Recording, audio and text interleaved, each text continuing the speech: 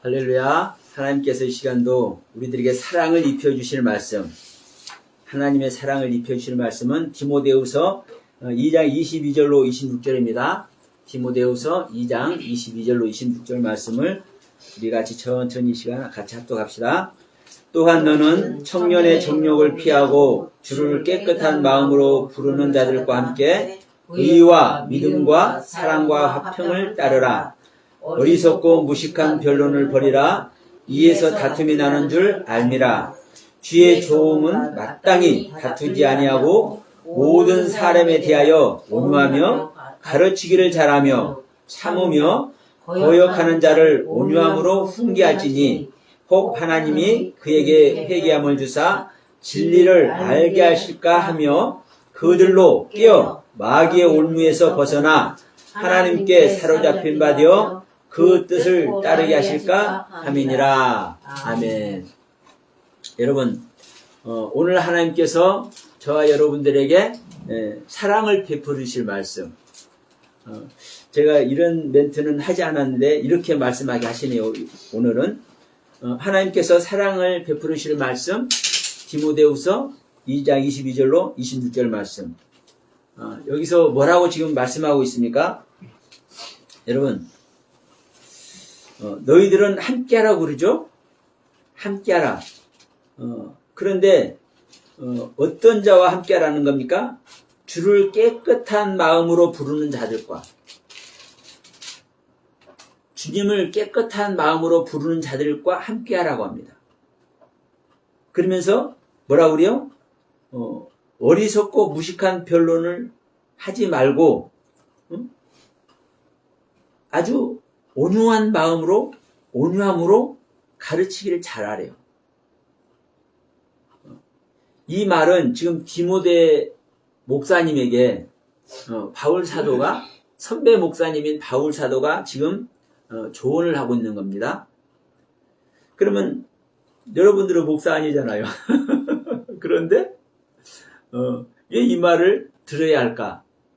물론 1차적으로는 하나님께서 이 시간에 저에게 이 메시지를 주시는 줄 믿습니다. 그럼에도 또 여러분에게도 이 메시지를 주시는 거예요. 왜냐하면 저는 항상 이렇게 말씀하죠. 항상 그 상태가 누가 됐든 자기의 현재 상태가 최고의 상태고 또 가장 낮은 상태다. 최고의 상태라는 것은요, 하나님께서 은혜 베풀어 주신 최고의 상태고,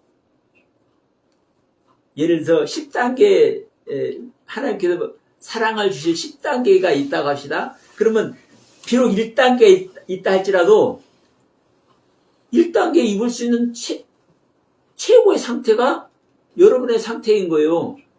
그것은 하나님의 최고의 사랑인 거예요. 그런데 이게 또 가장 낮은 상태인 걸 알아요. 예를 들어서 지금 제가 10단계로 예를 들었죠. 그럼 8단계나 9단계 가 있다고 합시다. 예를 들어서. 그러면 어마어마하죠. 그럼 여기 있는 사람도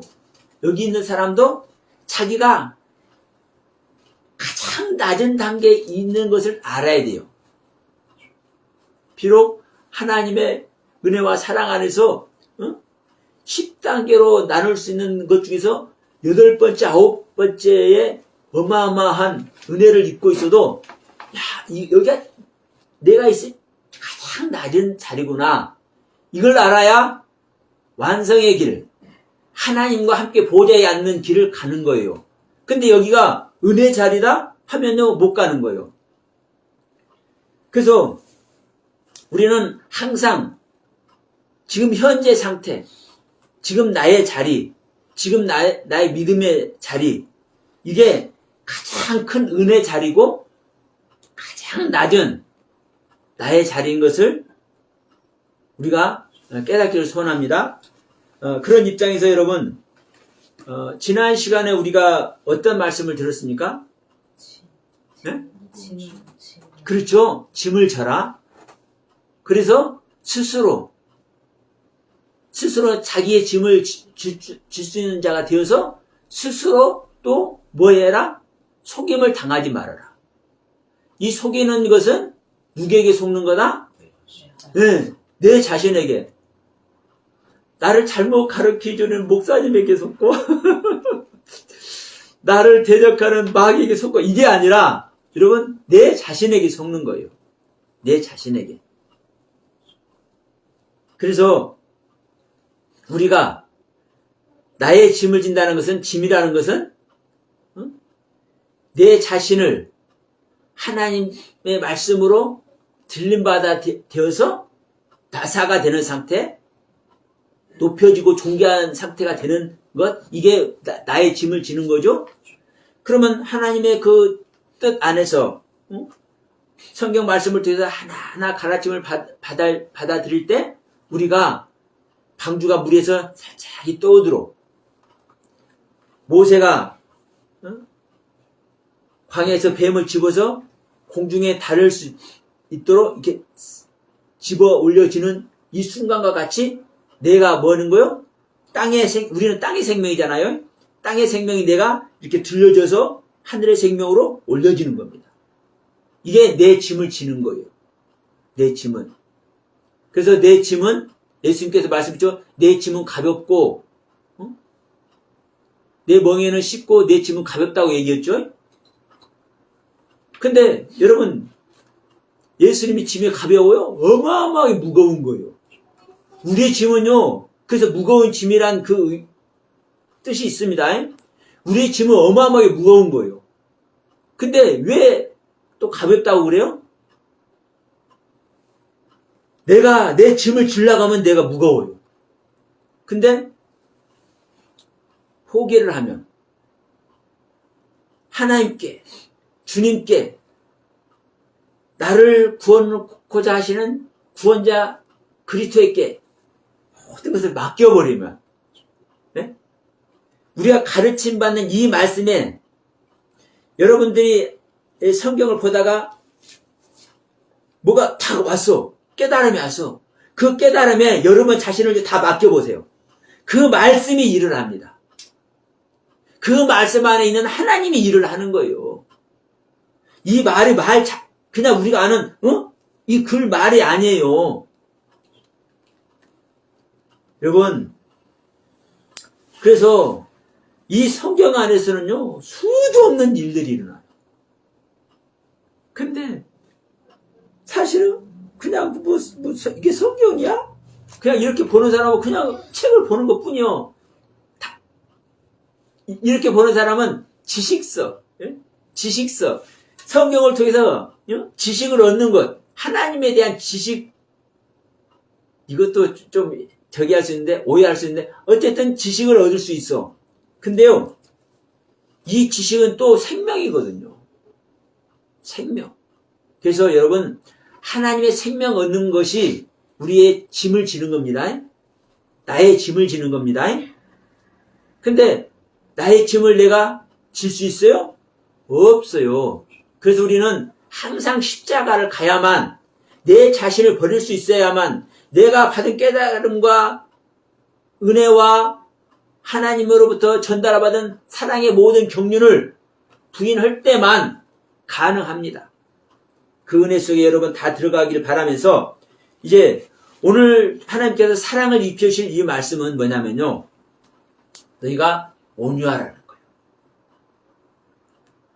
여러분에게 온유하라는 거예요.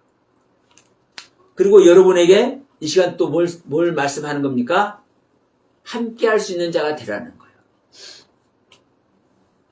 그러나 저는 항상 말씀하죠. 서두에도 말씀드렸지만 사실 저도 그 누구와 함께 할 수 없는 영적 상태예요. 어떤 자와 저보다 클래스가 높은 사람과 그러나 제 상태에 있는 사람들하고는 하나 될 수 있어. 여러분들 똑같습니다. 그리고 또 한 가지는 뭐냐면요.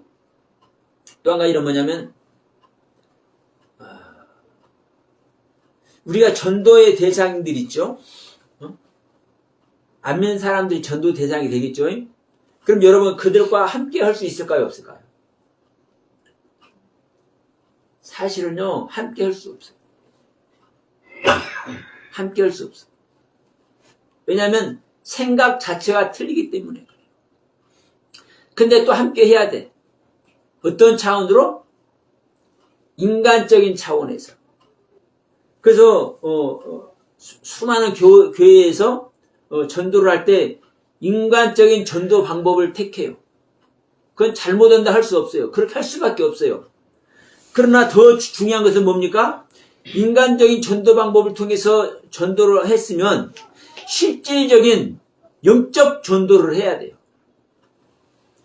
근데 실질적인 영적 전도를 못하기 때문에 사실은 교회들이 어려움을 겪는 거예요.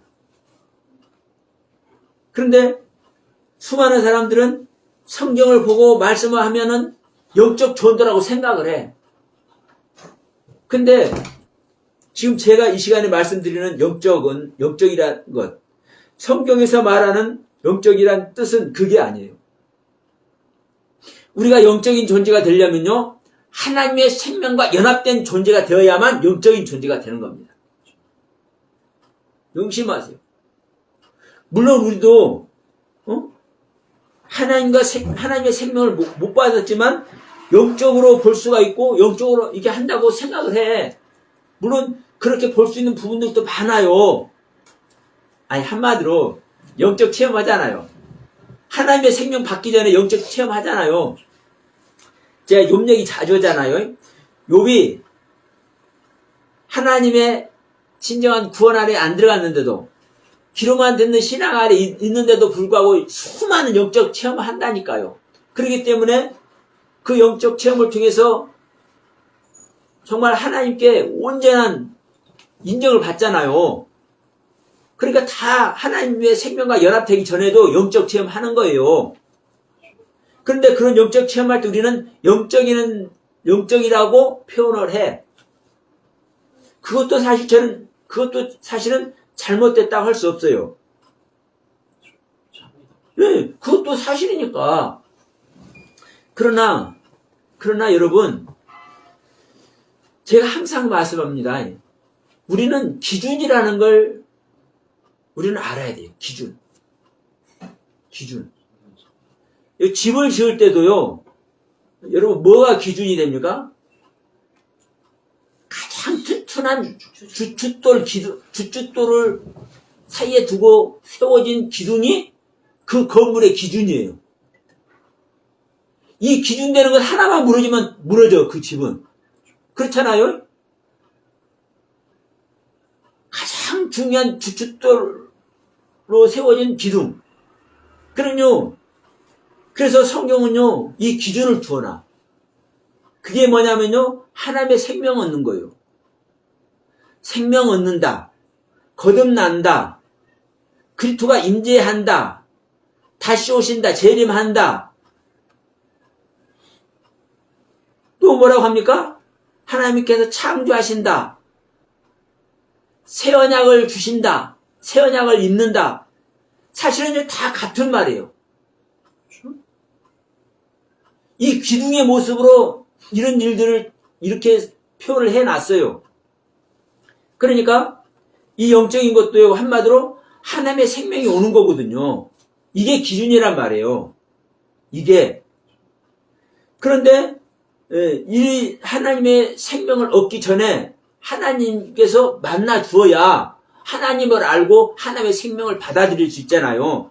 그러니까 하나님의 생명을 믿는 자들이 하나님의 생명을 얻기 전에도 하나님은요, 영적인 체험을 하게 하고 영적인 은혜와 사랑을 느끼도록 해요.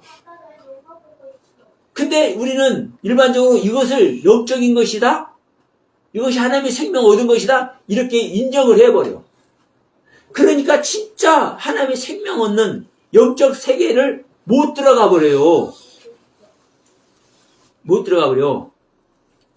그래서 지금 우리가 함께 할 수 있는 것을 지금 얘기하는 겁니다. 자, 우리가 그래서 다시 한번 얘기합니다. 우리는 하나님을 믿는 그 기준이 뭐다?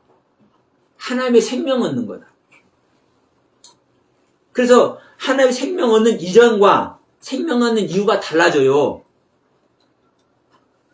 그래서 성경도요, 성경 보시면은 성령이 임하는 이전의 모습을 말하는 부분과 생명 얻은 이후의 모습을 말하는 부분이 다른데, 사실은 성경은 대부분 생명 얻은 상태에서 다 얘기를 해요. 대부분. 생명 얻기 전 모습은요, 많잖아요. 많잖아. 드물어. 그러다 보니까 이것이 전부 다 지금 우리 각자의 생명 얻지 못한 상태에서 하는 것으로 생각을 해버려. 이게 여러분 사탄에게 속는 겁니다. 이게 자기 자신에게 속는 거예요. 그래서 우리는 이 시간에 하나님의 사랑을 입을 수 있는 말씀, 지금 어디를 얘기하고 있습니까? 디모데후서 2장을 지금 얘기를 하고 있습니다. 그래서 지금 22절부터 이제 한번 나가봅시다. 또한 너는 청년의 정욕을 피하고, 청년의 정욕을 피하는 것도 중요하죠. 근데 여기서 22절의 요절은 뭐냐면, 주를 깨끗한 마음으로 부르는 것이 중요합니다. 자, 우리는 함께 해야 돼요. 함께 해서 의와 믿음과 사랑과 화평을 이루어야 돼. 그러면, 자, 의와 믿음과 사랑과 화평을 따르라 그러죠? 따르라? 그러면, 의와 믿음과 사랑과 화평을 따라야 돼. 이것은 여러분, 결과적인 겁니다. 결과적인 거요. 결과적인 것. 근데 우리는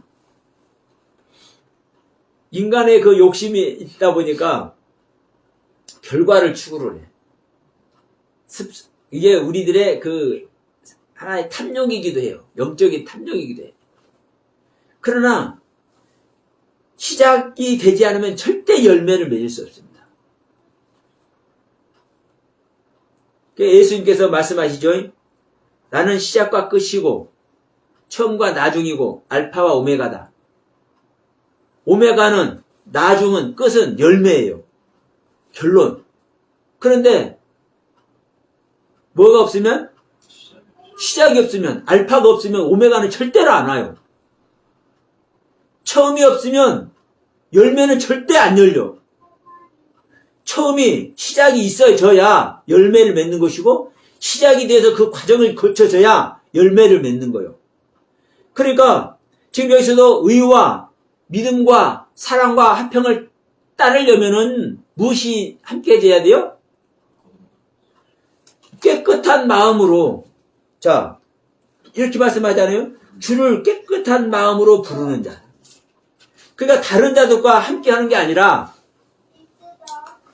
다른 자들과 함께 하는 것이 아니라, 함께 할 수 있는 자들이 의와 믿음과 사랑과 화평을 따를 수 있는, 이 함께 할 수 있는 자들이, 어떤 자들이 함께 할 수 있는 거요?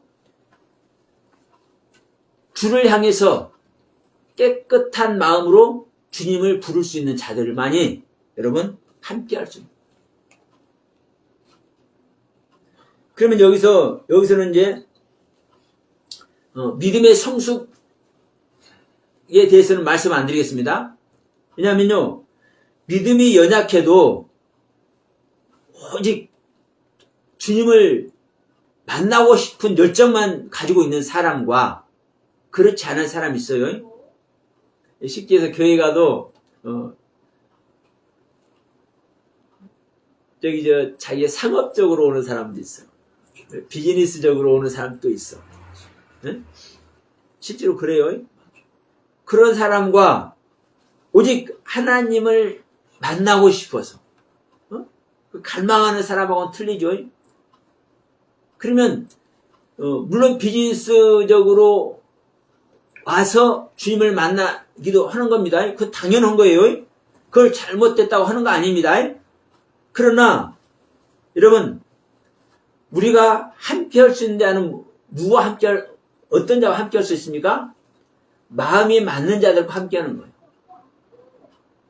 마음이 맞는 자들과 나만의 생각을 가지고 있는 사람은 다른 사람과 함께 하지 못해요. 우리가 사업을 해도 자기만의 생각, 자기만의 노하우를 가지고 있고 이걸 공유 안 하는 사람은 사업 같이 동업을 해도 반드시 깨져, 동업하면. 근데 동업을 할 때 나만의 생각, 나만의 노하우를 감추는 것이 아니라 모두 오픈해서 한마디로 공동체 정신으로 동업을 하는 사람은 절대로 안 깨져. 더 벌창해. 더 시너지 효과가 와. 근데 자기 것만을 가지고 있는, 자기만의 생각을 따로 가지고 있는 이러한 사람들끼리의 연합은 언젠가는 깨집니다. 반드시 깨져. 하나님을 믿는 여정도 똑같습니다. 여러분 지금 우리들만 하더라도 오직 하나님을 향해서 지금 이 자리를 가지고 있는 거잖아요. 나만의 생각을 가지고 있는 사람이 있다면 그 상태에 가는 거예요. 거기서 그리고 뭐가 나타나는 겁니까? 믿음의 결과가 나타나는 겁니다. 내가 어떤 마음을 가지고 있는가? 내가 어떠한 결단력을 하고 있고 내가 어떠한 선택을 하고 있는가? 여러분 주일날 예배당을 찾아서 믿음의 형제들을 찾아서 같이 이제 말씀을 나누고자 하는 사람들끼리 말씀을 나눕니다. 똑같은 환경, 똑같은 시간, 똑같은 그 여건에서 말씀을 나누지만 각각의 믿음의 세계가 나중에 보면 차원이 달라져. 왜요? 각각 자기 생각을 갖고 있기 때문에 그렇습니다. 그래서 자기 부인이 그렇게 중요한 거예요. 그래서 여기서 지금 누구를? 주님을 부르는데 어떠한 마음으로 불러요? 깨끗한 마음, 정결하고 순결한 마음, 맑은 마음. 여러분들께서 이렇게만 해도 이제 무슨 말씀인지 아실 줄 믿습니다. 주님을 향한 깨끗한 마음, 정결한 마음, 순결한 마음, 아주 그냥 맑고 고운 마음. 이 마음을 가진 자들은 누구와 함께 하더라도 은혜 세계에 가는 거예요. 그러면서 뭐라고 합니까? 어리석고 무식한 변론을 버리라. 어리석고 무식한 변론을 버리라. 여기서 이 부분이 참 중요합니다. 자, 어리석고 무식한 변론을 하면은 반드시 다툽니다. 우리 목사님들끼리도 변론하잖아요. 토론회 하잖아요. 다툼이 와. 왜 다툼이 온지 아세요? 어리석고 무식한 변론을 하기 때문에 그렇습니다. 근데 여기서 어리석고 무식한 변론을 한다는 것은 이제 잘못 이해를 하면 성경을 모르는 사람, 성경을 모르는 사람, 깨달음이 없는 사람, 이걸 어리석고 무식하다라고 할 수도 있어요. 근데 사실은 그게 아닙니다.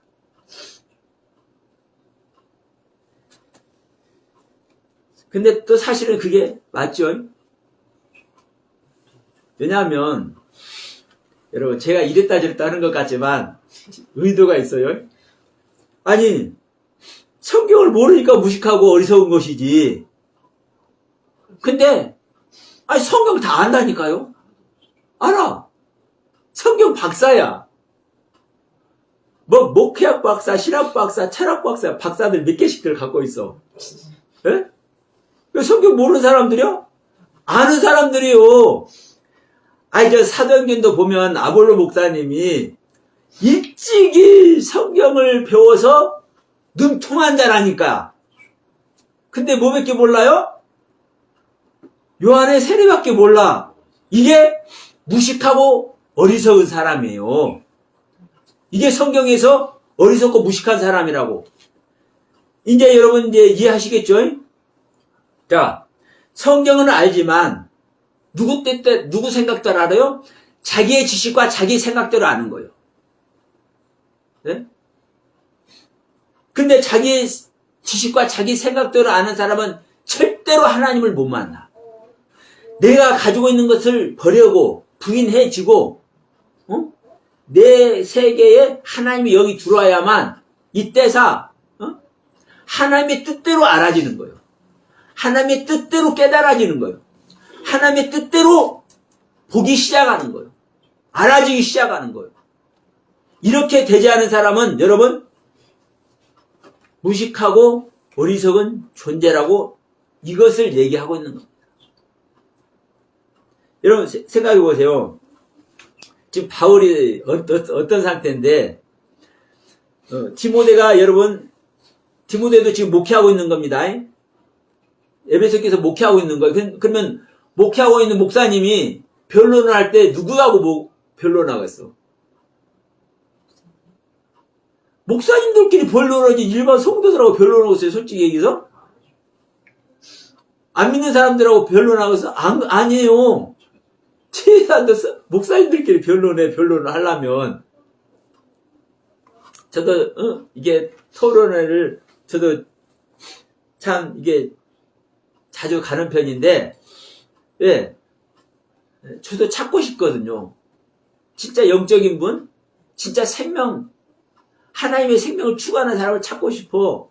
그러니까 저도 이 토론회 같은데 저도 어디가 하나 유심히 봐요. 그래서 많이 가.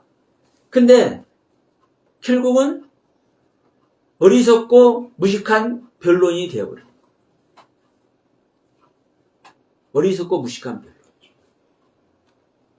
그러니까 우리가 일반적으로 볼 때 지금 이 어리석고 무식한 변론이라고 말하는 이 부분이 성경도 제대로 깨닫지 못하고 막 이렇게 생각하시겠지만 여러분 생각해 보세요.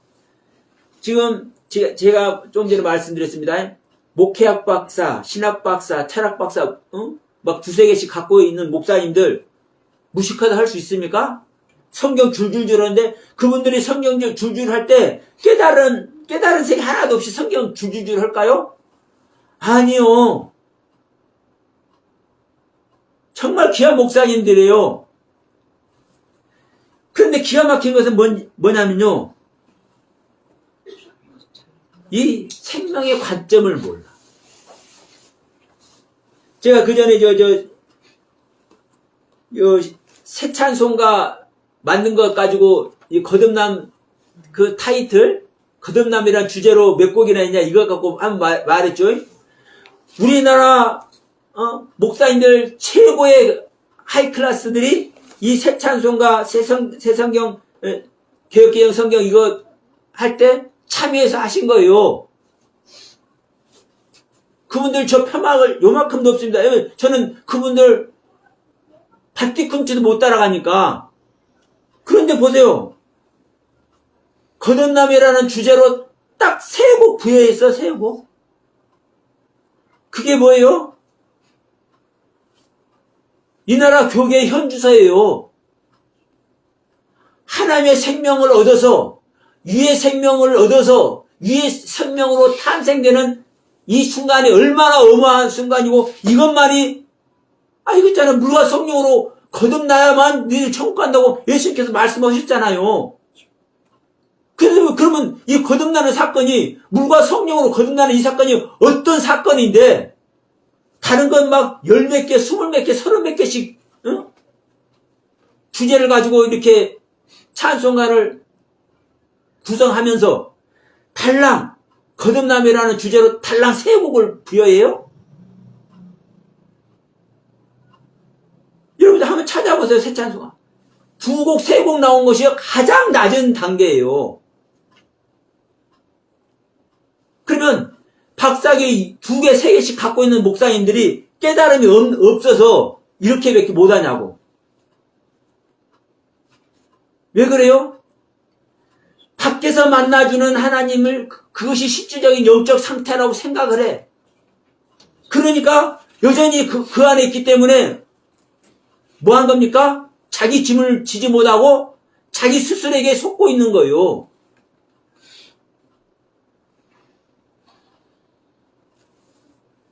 정치적인 소리 한번 하겠습니다. 요즘 뜨거운 감자가 되어 있는 교회가 있어. 근데 그 교회 목사님은 너무나 축복을 받아 하나님께서. 그 믿음의 결과의 축복이래 그게. 근데 갑자기 500억이 생겨버렸어. 그 감정가는 80 몇 억밖에 안 돼.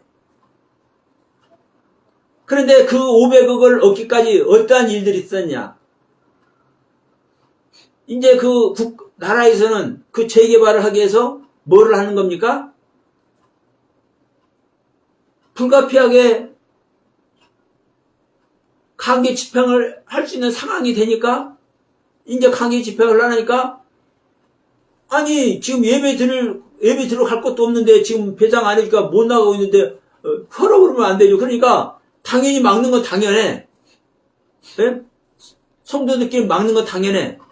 그런데 화염병을 던지고 화염방사기를 만들어서 쏘고 이게 말이나 됩니까? 네? 그런 과정을 거쳐서 지금까지 버텨와가지고 500억을 받았어. 이게 축복이래. 하나님의 은혜고 사랑이래. 이러한 하나님을 만들어버린 겁니다. 근데 그분 거기에 얼마나 많은 목사님들이 가는지 몰라요. 막 외국에서도 와. 대한민국을 지키는 목사님이래. 그것이 알고 싶다 해서 아주 노래 막. 예. 그러면 그분이 얼마나 깨달음의 세계가 많아요? 한기총 회장도 하고. 그런데 그것이 어리석고 무식한 존재가 되어 있기 때문에 하나님을 능멸하고 있는 거예요. 그 모습이. 믿는 자들을, 기독교를 조롱거리로 만들어버리고. 여러분, 그 목사님이 얼마나 설교를 또 잘하는데. 예? 제가 그 대전 큰 교회 목사님도 그 목사님을 부흥에 초청을 했어. 그 교회 성도님들 같이 뭐를 해? 목사님께 온전히 복종해서 아주 그냥 정력적으로 아주 그냥 불타는 믿음을 가져야 된대. 그러니까 그 목사님을 초청해서 부흥을 했어, 얼마 전에.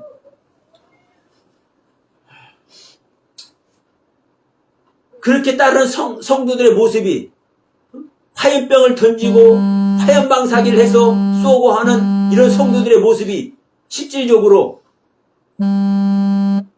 하나님을 향해서 자기의 믿음을 드리고 있는 모습입니까?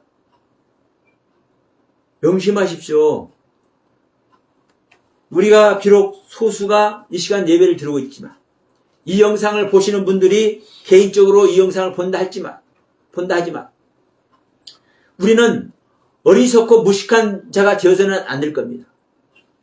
근데 우리가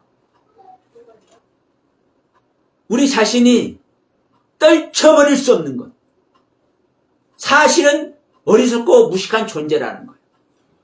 예? 우리가 어리석고 무식한 존재라는 거예요. 근데 그걸 몰라. 기가 막힌 것은. 그걸 몰라. 그래서 여러분 안타깝습니다. 내 자신이 어리석고 무식한 존재라는 걸 알면 그러면 이 어리석고 무식하다라는 이 의미를 기준을 무엇을 설정했을 때 어리석고 무식하다는 겁니까 여러분? 우리 서두에 얘기했죠? 우리가 믿음의 기준은 뭐다? 하나님의 생명을 얻는 거다. 그러면 하나님의 생명을 얻는 이 신앙의 상태에서 어리석고 무식하다고 얘기를 하는 겁니다. 그러니까 인간적으로는요 신학 박사, 목회학 박사, 뭐 철학 박사, 수도 없는 박사들이라니까. 정말 귀한 정말 많은 깨달음들을 가지고 있는 분들이에요. 그러니까 어리석은 것이 아니라 지혜로운 자들이고 무식한 것이 아니라 정말 아주 유식한 분들이에요. 그러니까 그렇게 생각을 해. 이게 뭐예요? 자기 자신에게 속는 거예요. 자기 짐을 질 수 있는 존재들이 안 된 거예요. 여러분 이 부분을 명심하시길 소원합니다. 그래서 여러분 하나님 관점에서 무식하고 어리석은 변론을 하지 말라는 겁니다. 이 변론은 논쟁하고 토론하는 겁니다. 그러면요 이제 이 부분을 우려야 돼요. 그러면 논쟁하고 토론할 수 있는 자는 누가 어떤 자와 논쟁하고 토론할 수 있느냐?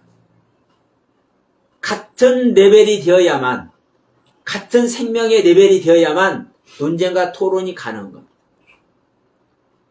예를 들어서 거듭난 은혜를 입었다면 거듭난 은혜를 입은 자와만 논쟁과 토론이 가능한 거예요. 거듭난 자는 거듭나지 못한 자와는 논쟁과 토론의 대상이 사실은 아니요. 다시 한번 우리가 이 부분을 성찰하시길 바라면서 어리석고 무식한 변론을 벌이라 여기에서 다툼이 일어난다. 그래서 자 주의 종은 이제 실제로 이제 들어갑니다. 주의 종은 마땅히 다투지 아니하고 주의 종은 마땅히 다투지 않는다는 건 뭐 한다는 겁니까? 어리석고 무식한 변론을 안 한다는 겁니다. 응?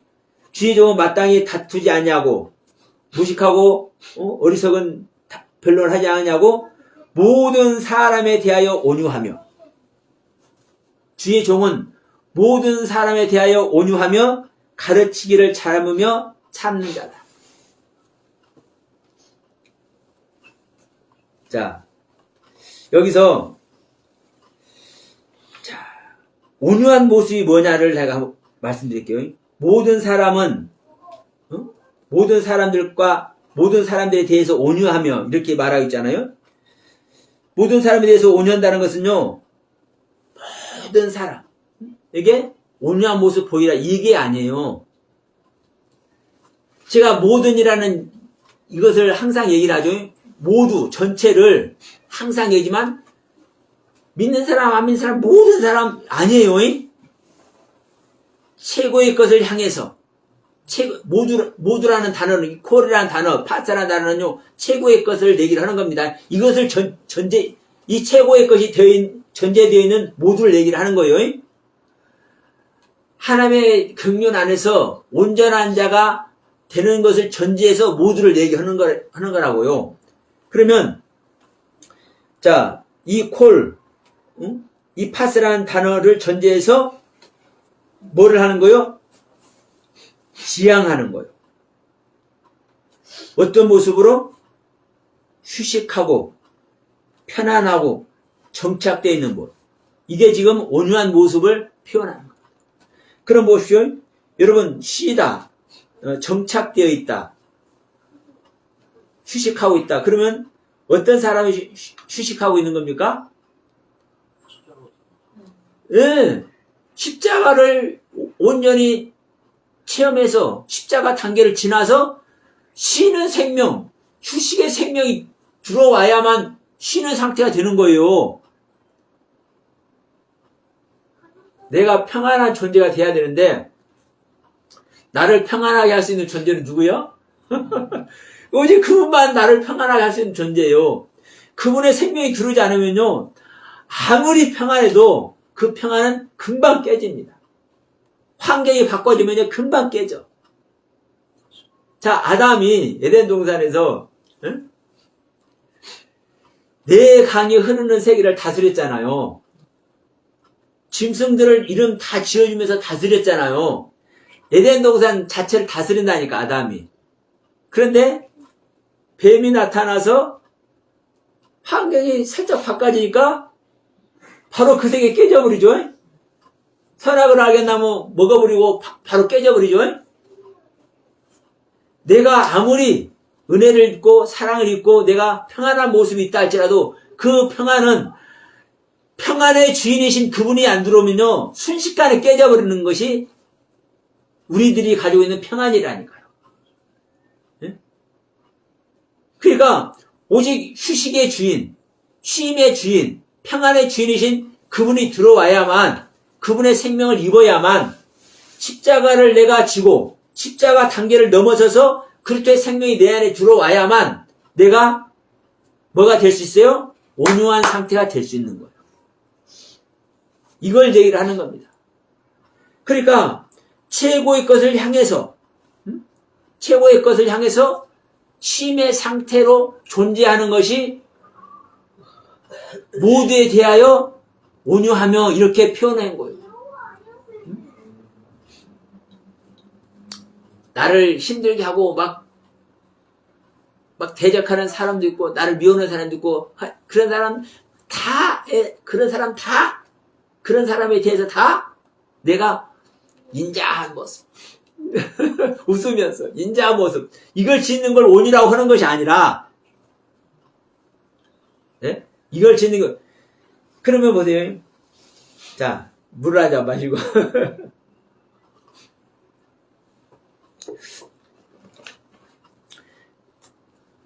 지금 제가 이제 이것이 아니라겠지만 사실은 수많은 사람들을 향해서도 인자한 모습, 예? 온유한 모습, 착한 모습 가져야 되죠. 그 맞는 거예요. 그런데 내 인간의 생명으로 그걸 하면 언제든 깨질 수 있다니까요. 예? 인간으로 생각하고 하면.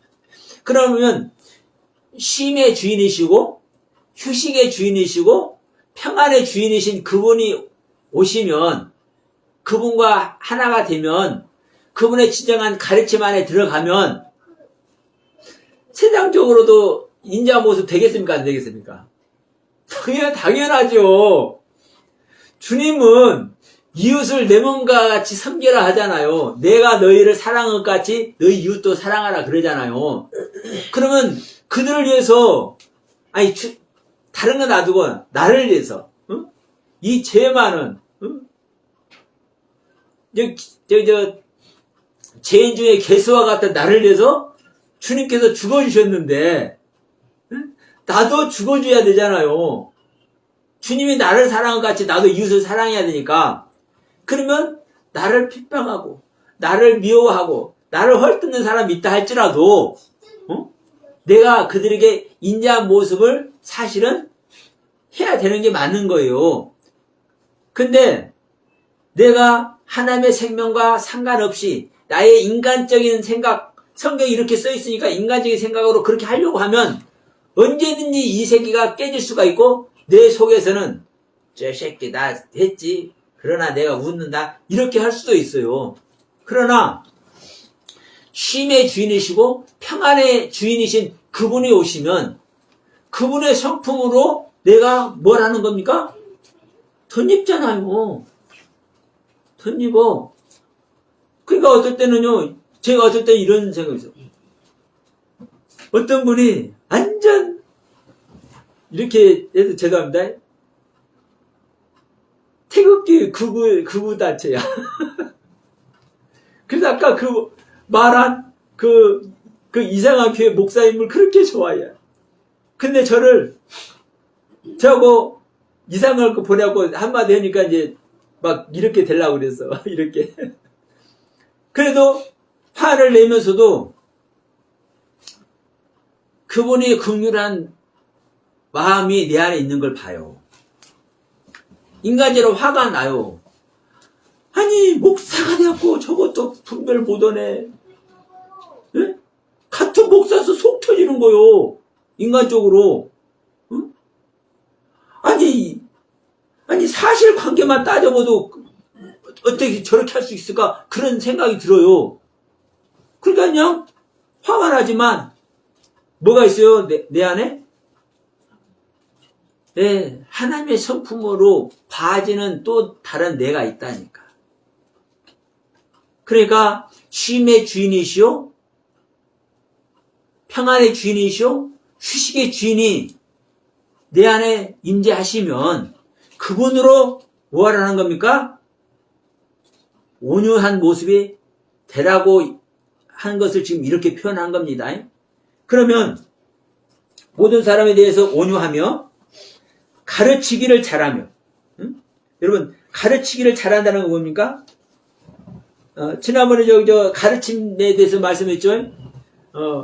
가르치는 자와 가르침 받는 자는 좋은 것을 나누라 이렇게 얘기를 했을 때, 그 좋은 것은 맛있는 음식이나 뭐 이런 것이 아니라 콜토브, 최고의 것, 최고의 선, 하나님의 성품, 이것만이 좋은 것이다. 이것을 나누어야 된다. 이걸 나누기 위해서는 가르치는 자가 이걸 가져야만 가르침 받는 자와 이걸 나눌 수 있다. 이 얘기를 했죠. 그러면서 이거 가르친다는 단어가 뭐라고 그랬습니까? 라마드라고 그랬나? 잠깐만요. 네, 라마드. 이 가르친다는 단어가 라마드라는 단어예요. 근데 가르치는 이게 뭐라 하겠습니까? 응징하고 매질하는 거라고 그랬어요. 응징하고 매질하고 훈련하고 숙달시켜서 능통한 자가 되게 하는 것이 가르치는 거예요. 그러면 이게 가르치는 것을 잘하고 이렇게 얘기했는데, 잘한다는 건 뭐냐면요, 구별시키는 거예요. 인식시키는 거예요. 이해시키는 거예요.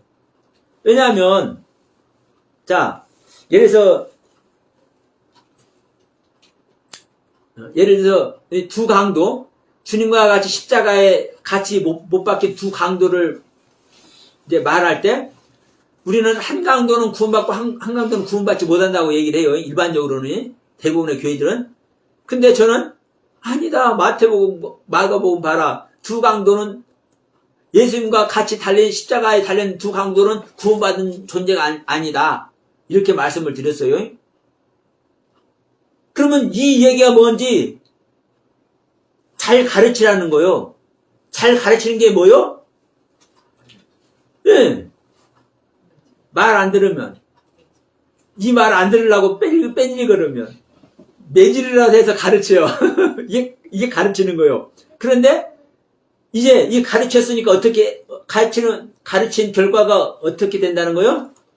인식할 수 있는 모습, 구별할 수 있는 모습.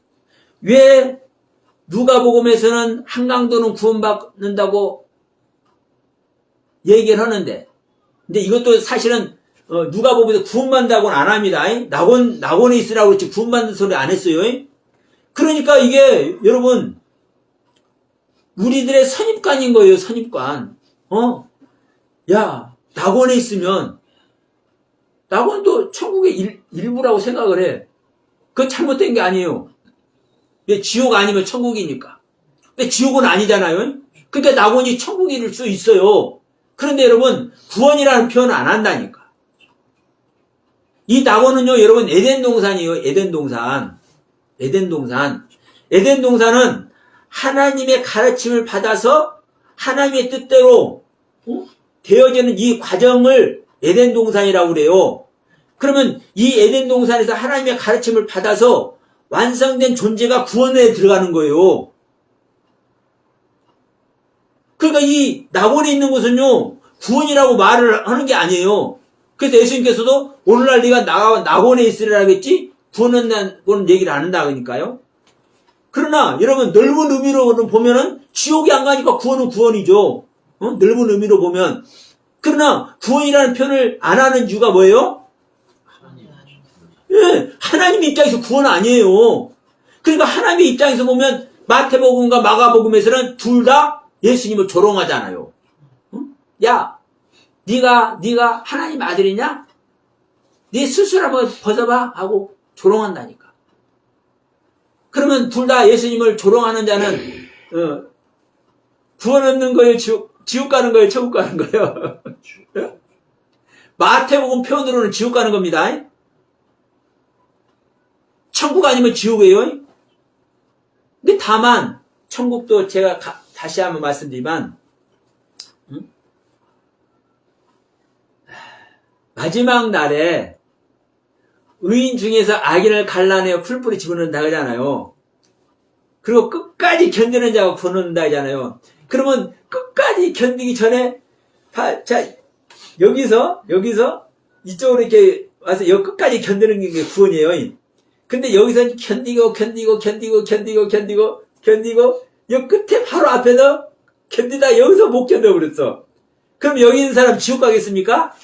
아니에요. 물론 여기 끝까지 견디는 자가 구원 얻어 천국에 가. 하나님 차원에서 천국. 그러나 여기 끝까지 견디기 전에 바로 여기서 견디지 못한 사람은 낙원은 가요. 이건 제 단견이지만 이 서영아 목사의 생각이지만 이 사람 지옥 안 갑니다.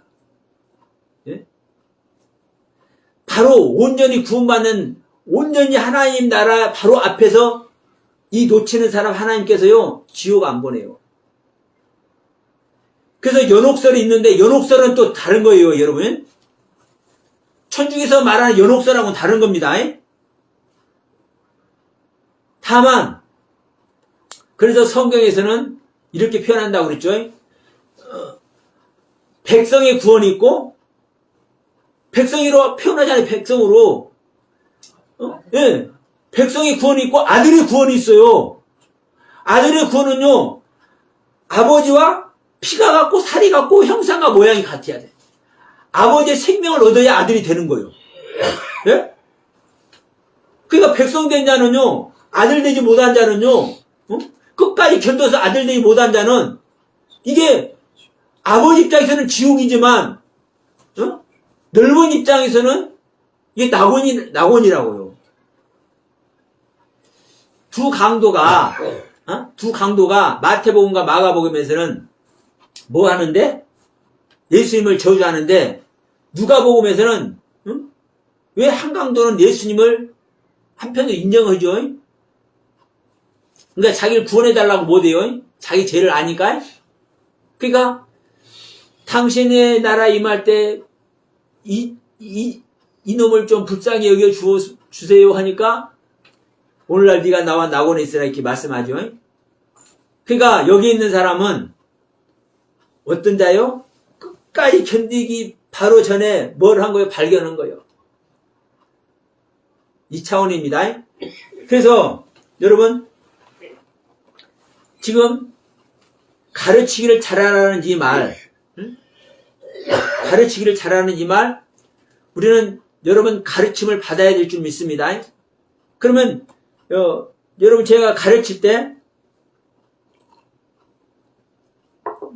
제가 여러분 가르치는 겁니다. 근데 여러분 저한테 매 맞아봤어 안 맞아봤어? 응징 당해봤어 안 당해봤어? 그러면 내가 못 가르쳤네. 네? 마음에서 응징을 당하잖아요. 아멘. 그걸 얘기를 하는 거예요. 나는 여러분을 매질을 안 하고 내 그거밖에 못 깨달아 꿀밤 비면서 응징 안 하지만 내가 여러분께 드리는 말씀 속에서 여러분 스스로 응징이 되고 스스로 매질을 당하시기 바랍니다. 네? 그 안에서 여러분 가르침 받는 거예요.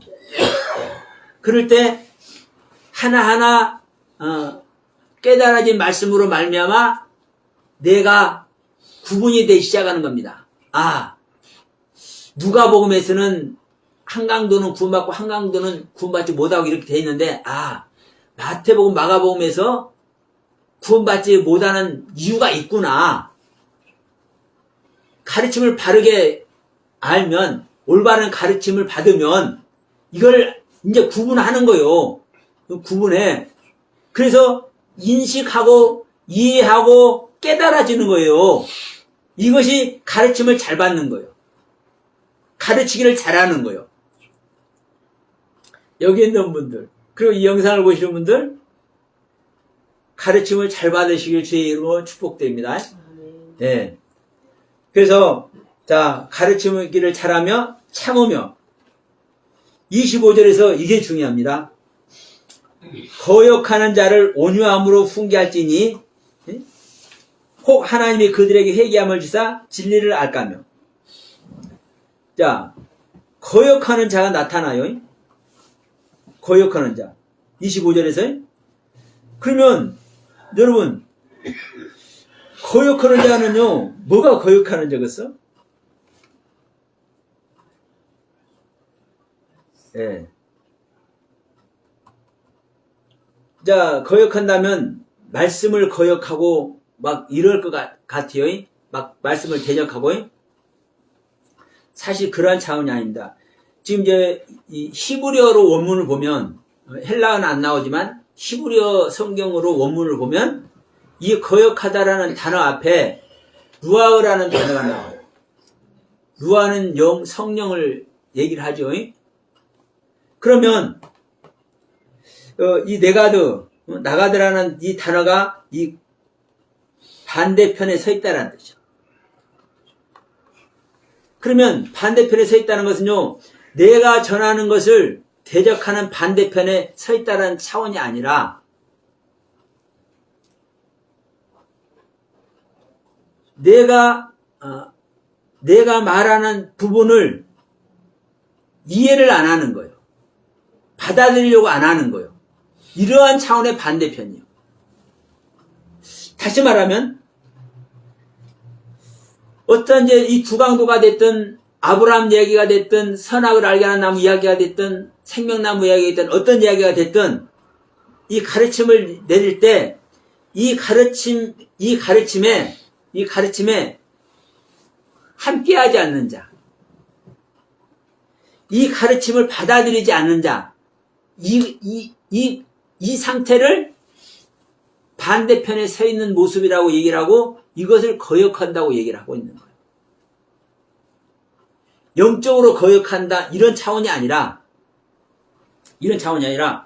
자, 저하고 이제 이 말씀을 나누는 목사님들이 있어요. 그런데 제가 잘못 전한다고 말씀을 안 해요. 당신들이 들어도 서 목사가 잘못 전한다고 말할 수 없거든요.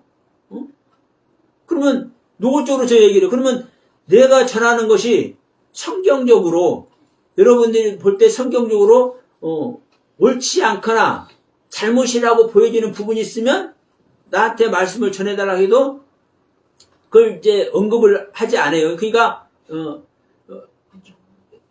나름대로 인정하시는 거예요. 그런데 나름대로 제가 전한 걸 인정을 하는데도 불구하고 단계별로 우리가 성숙된 신앙을 가는 것이다.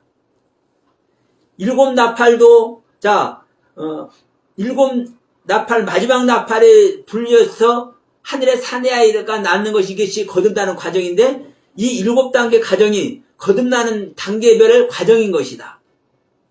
7 대접의 대접도 7 대접의 재앙도 거듭난 상태에서 우리 나의 옛사람, 나의 옛것, 나의 겉사람의 모든 것을 깨트려버리는 이것이 7단계로 하늘에서 대접을 재앙의 대접을 내려서 깨트리는 이 모습이다. 이것이 성숙돼가는 모습인 것이다. 내가 신앙이 성숙 단계로 갈 때 나의 옛생명은 깨트려주고 버려주고 태워주고 멸망시켜져버려야 이것이 바로 날마다 나의 옛것을 벗어버리고 새 사람을 입으려 할 때 옛것을 벗어버리는 모습, 나의 겉사람은 날로 후패하고 할 때 날로 후패하는 모습, 이것이다. 이렇게 얘기를 해도 자기들의 관점에서는 이해가 안 되니까 안 받아들이는 거예요. 이 안 받아들이는 것이 여러분 여기서 사실은 거역한다는 의미인 겁니다. 예? 영적으로 막 대적하고 왜 저놈은 저런 걸 해? 이렇게 하는 이걸 거역한다고 말하는 것이 아니라 이 가르치는 내용을 인정을 하면서도 그걸 받아들이지 못하는 상태, 이것을 거역한다고 얘기해요. 그러니까, 자, 이게 흐르다라는 거예요. 흐르다, 유출하다. 그러니까 하나님의 말씀은 흐르는 거죠. 이 흐르는 건데 이 흐르는 것 반대편에 서 있는 거예요. 여러분, 하나님의 말씀은요, 서로가 연합돼서 같이 흘러가야 되죠. 근데 이 흐르는 것에 동참하지 않고 반대편에 서 있는 것이, 그리고 이 흐르는 것이 옳지 않다고 하면은요, 이것을 뭐 해야 되는 겁니까? 진짜 대적하고 이걸 깨트려야 돼. 이걸 흐르지 못하게 해야 돼. 여러분 보세요. 제가 드리는 말씀이 두 강도 이야기가 됐든 선악나무나 생명나무 이야기가 됐든 바벨탑 사건이 됐든 홍수시판 사건이 됐든 제가 잘못 이야기를 하면은 저를 대적해서 제 입에서 이 말이 나갈 수 없도록 저를요 멸망시켜버려야 된다니까요. 그래야 하나님의 말씀이 왜곡되지 않고 하나라도 치워버리지. 잘못 전하는 사람. 저는 그렇게 멸망받아야 마땅해요. 그런데 자기들이 들어도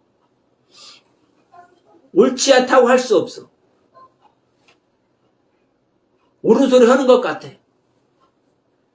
그런데도 불구하고 동참을 하지 아니하고 함께하지 아니하고 그렇게 흐르는 것 반대편에 서 있어. 이게 뭐 하는 거예요? 이게 거역하는 거예요. 이 나가다라는 흐르다라는 정면에 서 있다라는 이 단어 앞에 무슨 단어가 있냐면요. 누아의 에트라는 단어가 있어요. 누아는 영적이라는 영을 말하는 거, 하나님의 영을 말하는 것이고, 에트는 알레프부터 타브까지의 흐름, 알레프부터 타브까지의 가르침의 세계에 서 있는 거예요. 반대편에.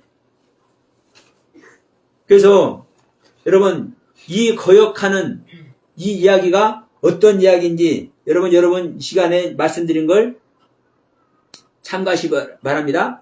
그런데 문제는 뭐냐? 이 거역하는 것에 함께하지 말고 이 거역하는 자를 온유함으로 훈계할지니라. 그래서 이 시간에 자, 온유한 가르침과 온유한 징계가 뭐냐? 이걸 지금 말씀드리는 겁니다. 지금 24절 말할 때 지금 온유한 가르침은 제가 얘기를 했어요. 온유해서 가르치기를 잘하라라는 말씀 여러분 드렸죠?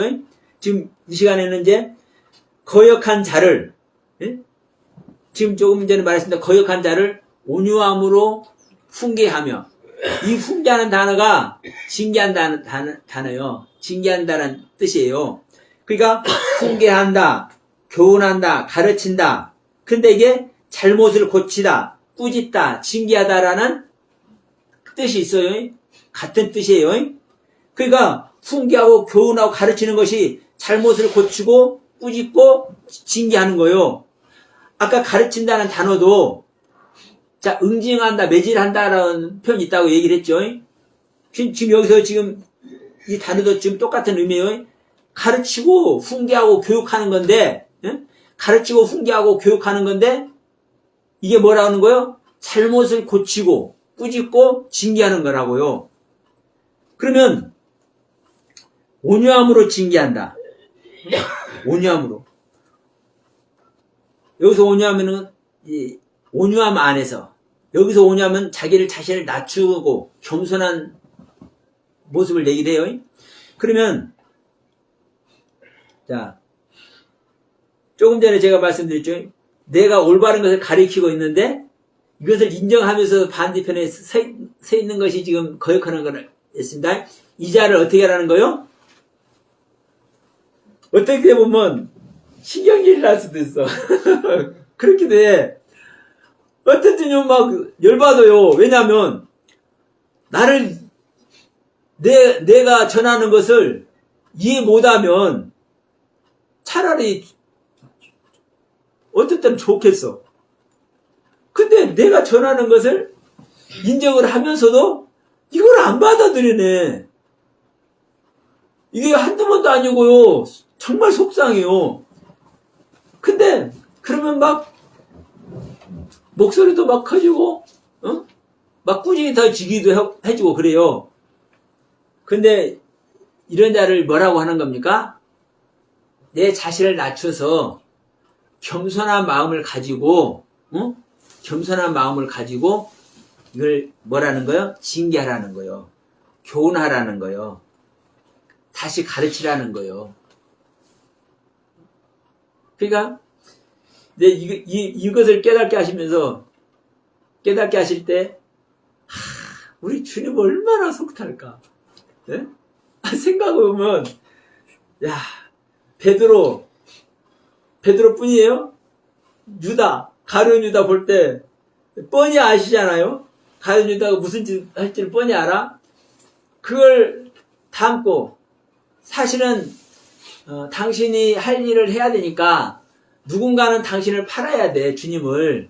그러면 지금 가룟 유다는 사실은 뭐 하는 겁니까? 주님께서 일할 수 있도록요, 지금요, 도우미 역할을 하는 거예요. 주님을 파는 게. 그러나 그 개인한테는 뭐예요? 그게 불행이잖아요. 그게 불행이에요. 그러면 자기 제자 중에 불행한 자가 나오면 좋아요? 주님 마음은요, 정말 속상한 거예요. 정말 속상해. 그렇지만 온유한 마음으로 가르치는 거예요. 베드로도 보세요. 베드로한테 야 너희들은 나를 누구라 하냐니까 주님은 그리스도시고요. 주님은 사람인데도 불구하고 살아계신 하나님의 아들입니다. 이거 들으면 막 너무나 흡족한 모습으로 고백을 했어. 이거를 들을 때 얼마나 좋았어요?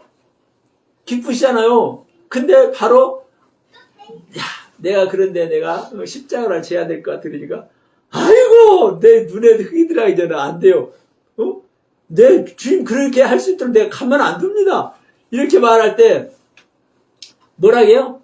사단아 물러가라 이게죠. 그러면 자기 제자에게 사단아 물러가라는 말을 할 때 주님 속이 좋았겠습니까? 예수님이 속이? 진짜요 썩는 거예요. 갈갈이 찢는 거예요. 내 사랑하는 제자에게 사단이라고 해야 되잖아. 이게 또 올바른 가르침을 내리는 거거든요. 자기 자신을 바르게 알게 하는 가르침. 그러니까 이 가르치는 자 입장에서는요, 이 온유한 마음 갖는다는 게요, 정말 사실 어려운 거예요, 보니까. 이게 주님의 마음 갖는다는 것이 정말 어려워요. 그 안에서 우리는 온유한 모습으로 가르치는 저와 여러분 되길 바랍니다. 저는 여러분을 향해서 온유한 가르침의 세계를 가야 되겠고, 여러분들은 또 여러분 나름대로 여러분의 상태에서 또 주위 형제들과 주위 사람들에게 온유한 세계를 가야 될 줄 믿습니다. 인간의 삶이 됐든 믿음의 삶이 됐든 다시 말합니다. 신학적으로 얘기를 하든 그냥 인간적인 삶 속에서의 일이 됐든 간에 내가 온유한 모습을 하면 상대편도 알잖아요. 그게 승리하는 길이라고요. 그게. 그래서 여러분 거역하는 자가 있더라도 오늘 말씀에 비춰서 온유한 자가 되기를 소원합니다. 그러면서 지금 뭐라고 합니까? 그들에게 회개함을 주사 진리를 알게 하며 그들로 깨어 마귀의 올매에서 벗어나 하나님께 사로잡힌 바 되어 하나님의 뜻을 따를까 합니다. 여러분 여기서도 그들로 깨울 수 있는 사람이 누구예요? 가르치는 자예요. 가르치는 자가 올바로 바르게 가르치지 않으면 깨어나지 못합니다. 깨어나지 못하는 자는요, 마귀에게 사로잡히는 거예요. 깨어나야만 마귀에서 벗어나서 하나님께 사로잡힌 자가 되는 거예요. 그럼 우리 얼마 전에 몇 주 전에 이 사단 마귀에 대해서도 말씀을 나눴지만 여기서 지금 마귀라고 나잖아요. 이 마귀는 사탄입니다. 이 헬라어로는 마귀라고 이렇게 기록되어 있지만 히브리는 사탄이에요. 마귀 사탄이 따로 있는 게 아닙니다. 사탄이에요. 그러면 이 사탄은요, 믿는 자와 믿지 않는 자가 따로따로, 자, 믿는 자는 사탄이 아니고 믿지 않는 자, 사탄으로 사는 자가 따로 있는 겁니까? 아닙니까? 아니에요. 모든 사람 안에 사탄의 세계가 다 가지고 있는 거예요. 예? 사탄의 세계를. 그래서 지난번에 예수님도 저기 훈련 받았을 때 누구에게로부터? 마귀로부터 유혹받았을 때 마귀의 유혹에 예수님께서 걸리지 않고 다 통과를 해버리니까, 응? 마귀가, 사탄이 예수님을 떠나갔다고 그랬죠? 근데 떠나갔는데 예수님을 완전히 떠난다는 떠남이요? 아니에요. 약해지는 거고, 게을러지는 거고, 잠잠해지는 거예요. 그래서 누가복음에서는 얼마 동안 떠나니라 이렇게 우리 한글로 표현되어 있다고 얘기를 했죠. 그러면 예수님한테도 사탄이 완전히 떠나는 것이 아닌 건데 우리 인간 똑같아요. 근데 우리 믿는 자는 사탄이 아니고 나를 믿는 자를 귀찮게 하고 믿는 자를 해방하고 믿는 자에게 갑질하고 하는 것들이 사탄 노릇을 하는 거래. 이렇게 대부분 다 얘기를 해. 그렇게 보면 큰일 나는 겁니다. 우리 안에 다 사탄이 있는 겁니다. 다만 내가 사탄이 좋아할 노릇을 안 하면, 사탄이 좋아할 생각을 안 할수록 사탄에서 멀어지는 거예요. 내가 사탄이 꿈틀거릴 수 있는 생각을 하면은 내 안에서 사탄이 꿈틀거리는 거고, 내가 사탄이 꿈틀거릴 수 있는 생각을 안 해버리면 내 안에서 사탄은 뭐요? 고개를 못 내밀러. 다만 누가 여기 할개를 치는 거요? 하나님의 은혜 세계가 할개를 치는 거죠. 그래서 내 안에서 사탄의 말, 거짓을 말하고, 요즘도 얼마나 많은 거짓이 우리 대한민국을 판치고 있습니까? 근데 거짓말하면 그 반드시 이 거짓말을 뭐를 하는 겁니까? 왜곡을 해요. 조작을 해. 사실이 아닌 걸로 조작하고 사실이 아닌 것을 사실로 조작을 해서 없는 죄도 있게 만들어버리고 죄 있는 것도 죄 없다고 감옥 안 보내고 이런 일이 지금 비일비재하다니까요. 이게 거짓말로 일어나는 거예요. 이 거짓말의 시발이 어디서 나는 거예요? 우리 인간 각자의 말 속에서 시작된다고요. 말 속에서. 그러면 내가 사탄의 노릇을 할 것인가? 내가 천사의 노릇을 할 것인가? 내 자신에게 뭐예요? 책임이 있는 거예요. 내 자신이 천사의 말을 함으로 말미암아 천사의 도움을 통해서 하나님께 갈 수 있는 것이고, 내가 사단의 말을 함으로 말미암아 내가 사단의 앞잡이가 되어서 사단의 종노릇을 하기도 하고. 여러분, 우리가 내가 천국 갈 것인가 지옥 갈 것인가 간단해요. 사실 내 안에서 내가 어떤 생각을 할 것인가, 내가 어떤 마음을 가질 것인가 간단해. 근데 분명히 말합니다. 깨어있을 때, 지금 26절에서 이렇게 말씀하죠. 그들로 깨어 마귀의 올무에서 벗어나 하나님께 사로잡힌 바 되어 그 뜻을, 하나님의 뜻을 따르게 하실까 함이라. 어떻게 할 때? 가르침을 받아서 회개했을 때, 올바른 가르침을 받아서 회개해야 뭘 하는 겁니까? 내가 깨어날 수 있습니다. 내가 죽어있던 나의 마음이 깨어날 수 있는 거예요. 우리는 야, 나는 깨어있으니까 내가 교회 가지. 그럴 수 있죠? 맞아요. 아니, 이 시간만 하더라도 내가 깨어있으니까 시간 예배 드리는 거예요. 예? 깨어있으니까. 그러나 또 한편으로는 깨어있기 때문에 예배를 드리는데도 불구하고 또 다른 부분에서는 깨어있지 못하기 때문에 말씀을 알아들어도 나의 상태에서밖에 못 알아들어. 예?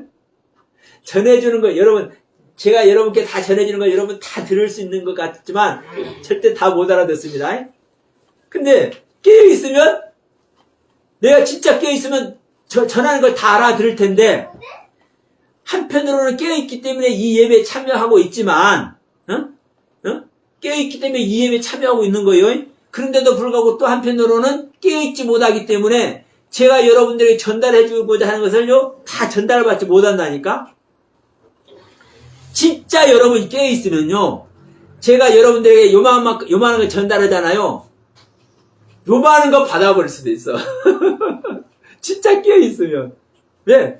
깨어있는 것이 누구의 것으로 깨어있기 때문에 그래요? 그분 것으로 깨어있기 때문에. 지존자의 것으로 깨어있기 때문에. 최고의 것으로 깨어있기 때문에. 그래서 여러분, 우리의 소망은 내가 깨어있고 싶다. 이 마음을 갖고 있으면 우리의 DNA가, 제가 DNA 말했죠. 하나님의 생명의 DNA가 우리 안에 있습니다. 그러면 내가 깨어있고 싶다. 그분을 향해서 깨어있고 싶다. 내 얼굴이 그분을 보시기에 환한 모습으로, 기쁜 모습으로 보여줄 수라도 있을까? 이런 마음을 가지면 내 안에서 세포가요, 그분을 향해 있는 세포가 하나하나 깨어난다니까. 여러분 경험해 보시길 주의 이름으로 축복드립니다. 그래서 여러분이 지금은 나름대로 저나 여러분이나 똑같습니다. 나름대로 사탄에게 붙들림 바 되어 있는 부분이 있을지라도 날마다 그 사탄에게 붙들림 바 되어 있는 그 부분을 날마다 벗어버리고 천사에게 붙들림 바 되는 모습으로, 하나님께 붙들림 바 되는 모습으로 날마다 바꿔지는 놀라운 은혜와 놀라운 영적 체험을 다 하시길 바라면서, 자, 이 시간 말씀 마치도록 합시다.